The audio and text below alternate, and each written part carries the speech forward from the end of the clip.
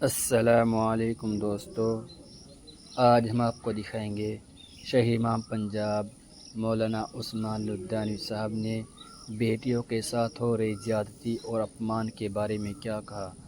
آئیے دیکھتے ہیں۔ دنیا کو میں ایک بات بڑے اطمینان سے چیلنج کے ساتھ کہتا ہوں کہ محمد رسول اللہ نے جو بیٹیوں کی عزت اس خون میں ڈالی، جنہوں نے کلمہ لا الہ الا اللہ محمد رسول اللہ پڑھا، قرآن نے کہا نا، قرآن نے کہا رسول اللہ صلی اللہ علیہ وسلم کی سفارش پر کہ جب عورتوں کو حکم دیا کہ لمبی چوڑی چادر اوڑھ لو، برقع پہن لو، اس بات سے پہلے قرآن نے کہا کہ اے رسول کریم ان مردوں کو کہو کہ اپنی آنکھیں نیچی رکھا کریں۔ اکیلا عورت کو برقع لینے کا حکم نہیں دیا، اللہ نے فرمایا میرے پیارے رسول ان مردوں کو بتا دو کہ اپنی آنکھیں جھکا لیا کریں تاکہ ان کے سامنے کسی کی بیٹی گزرتی ہے، کسی کی ماں گزرتی ہے، کسی کی بہن گزرتی ہے۔ یہ اس تربیت کا نتیجہ ہے کہ مسلمانوں کے گھروں میں بہوؤں کو جلایا نہیں جاتا۔ جن کو طلاق کے قانون بنانے کا شوق تھا وہ کبھی جیلوں میں جا کے دیکھیں کہ جنہوں نے آج تک بیٹیوں کو لوگوں کی جلایا ہے دہیز کے لیے، کیا ان میں کوئی مسلمان بھی ہے؟ ایک نہیں ملے گا، ایک نہیں ملے گا آپ کو۔ یہ عزت رسول اللہ صلی اللہ علیہ وسلم نے عطا کی ہے ہمیں۔ ہماری آبادی میں اس ملک میں پچھلے 20 سال میں 3% کا اضافہ ہوا۔ 3% کا اضافہ کون سا ہوا؟ اس میں مرد نہیں پیدا ہوئے، اہل اسلام نے کلمہ لا الہ الا اللہ محمد رسول اللہ پڑھنے والوں نے اس ملک کی رپورٹ پڑھی ہے کہ جب بھی ان کے گھر میں بیٹیاں پیدا ہوئی انہوں نے کوکھ کے اندر کسی بیٹی کا قتل نہیں کیا ہے۔ ہمارے پاس بیٹیوں کا اضافہ ہوا کیونکہ ہمارے کریم رسول نے اللہ تعالیٰ کا جب ہمیں حکم سنایا کہ اللہ فرماتے ہیں کہ رزق کے ڈر سے اولاد کو قتل نہ کرو، تہذیب دی ہے، دنیا کو تمدن دیا ہے۔ لوگ کہتے ہیں کہ زناکار کی سزا اسلام میں سخت ہے۔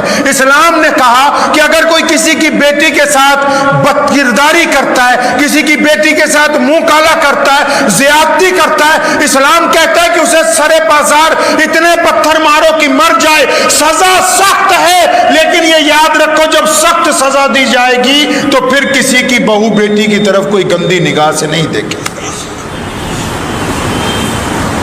پھر کسی کی بہو بیٹی کی طرف کوئی گندی نگاہ سے نہیں دیکھے گا۔ پیارے نبی حضرت محمد رسول اللہ صلی اللہ علیہ وسلم کائنات کے وہ پہلی ذات ہے، پہلے انسان ہیں جنہوں نے فرمایا اے انسانوں بیٹی اللہ کی رحمت ہے۔ فرمایا بیٹی اللہ کی رحمت ہے۔ سرکار نے اب کہا، UN نے اب کہا، ہماری سرکار نے ابھی 5 سال پہلے کہا کہ بیٹی کو جائیداد میں حصہ دیں گے، اور محمد رسول اللہ نے 1450 سال پہلے کہا کہ ہم جائیداد میں بیٹی کو حصہ دیں گے۔ ایک بیٹی نے خط لکھا سندھ سے خلافت اسلامیہ کو، پوری اسلامی دنیا میں بھوچال آ گیا کہ ایک بیٹی کے ساتھ زیادتی ہو رہی ہے، پوری دنیا کے اسلامی لشکر حرکت میں آ گئے۔ آج جگہ جگہ بیٹیوں کے ساتھ زیادتی ہو رہی ہے، ساری دنیا خاموش ہے۔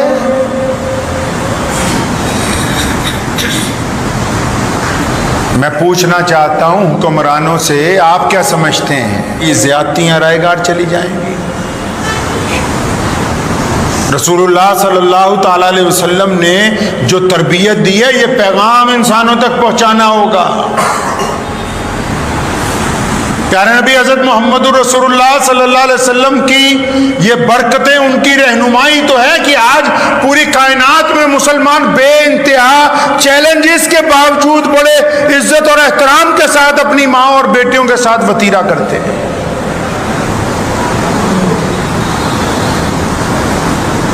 حضور اکرم صلی اللہ تعالی علیہ وسلم نے جو مقام بیٹی کو عطا فرمایا ہے اور جو حکم دیا انسانوں کو کہ اپنی نگاہیں نیچی رکھو، اور جو حکم دیا کہ جب مائیں آئیں تو ان کا احترام اٹھ کے کرو۔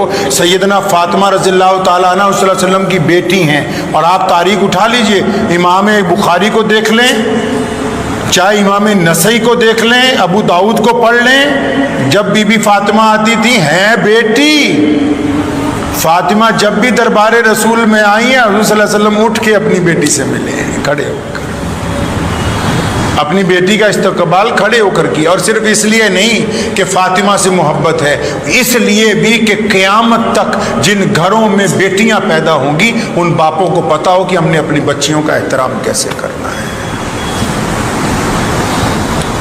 شریعت نے پابند کیا ہے۔ وقت بھی ہو گیا ہے، لیکن چلتے چلتے ایک حدیث شریف کا مفہوم آپ کو سناتا چلوں۔ کل پرسوں جب میں نے وہ پڑھی تو آپ یقین مانے میں ساری رات اس دن نیند نہیں آئی۔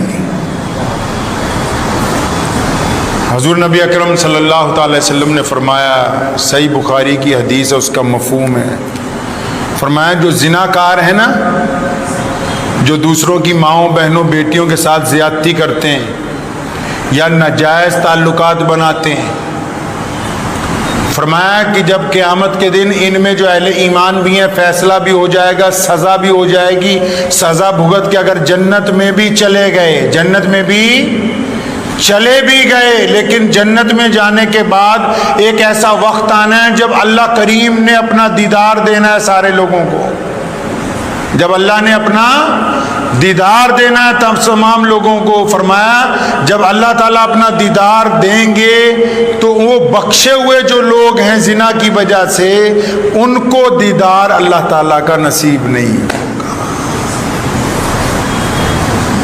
ان کو اللہ کا دیدار نصیب نہیں ہوگا۔ بخشے گئے، معاف ہو جائیں گے، لیکن اللہ تعالیٰ کا دیدار نہیں نصیب ہوگا۔ آپ اندازہ لگا لیں کہ یہ کہاں کا گناہ کہاں جا کے ایک بہت بڑی سزا بن جائے گا۔ اسی لیے تو قرآن نے کہا، قرآن کی جو باتیں ہیں، قرآن کا جو فلسفہ ہے نا، وہ دو لفظوں میں ہی مکمل بات کر جاتے ہیں، کیونکہ اللہ کا کلام ہے نا۔ فرمایا اپنی نظریں نیچی کر لو، نظریں نیچی کرنے سے زناکاری سے بھی بچ گیا، دوسرے کی بیٹی پہ غلط نگاہ ڈالنے سے بھی بچ گیا، دل میں غلط ارادہ آنے سے بھی بچ گیا، برائی کی تیاری کرنے سے بھی بچ گیا، ایک لفظ میں ہی ساری بات سکھا دی۔